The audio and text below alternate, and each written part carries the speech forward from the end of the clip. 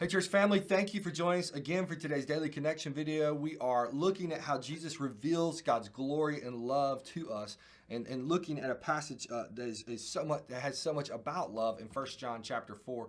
Today we're going to be looking at 1 John 4:9, and just a powerful verse, one that I have highlighted here that I highlighted a long time ago in my Bible app that is just it's such a good and solid verse. It says, God's love was revealed among us in this way.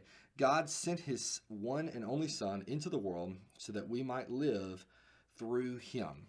To love means to seek the good of those around us. To love someone is to seek their good, to be willing to sacrifice for them. Parents, you know that you love your children. And so instead of going and just buying whatever you want to buy for yourself, you give up those things, maybe those things that you really, really want to provide your children with food and to provide them with clothing, and sometimes even to provide them with things that they don't really need, right? And toys and whatnot. And why do we do those things? We sacrifice those things because we love our children, just as your parents loved you and sacrificed for you. And that really is where we see love. It involves thinking of others before you think of yourself. It is sacrifice.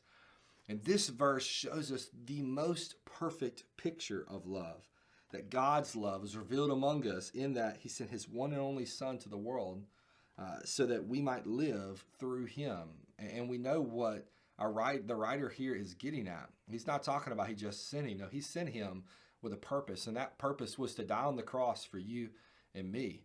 That is a perfect picture of love.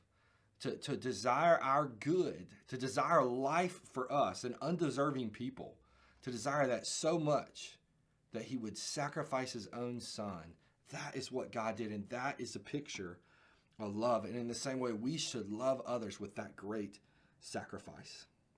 Our author gives us a couple of questions for us to look at. One is, what is love from a biblical perspective? Take this passage of Scripture into consideration.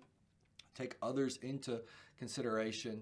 What is love from a biblical perspective? We've examined this week maybe how do you define love or how you have defined love, but based on the Bible, what is love? And then the second question, how is the cross the clearest picture of love? I don't feel like I need to explain that to you. I feel like you can answer this question on your own. I think this verse makes it clear that the cross is the clearest picture of love. And so my hope is that the cross and that picture of love would motivate you to go and love others the way Christ has loved you. As you do that today and this week, church family, we want you to know that we love you and we're praying for you.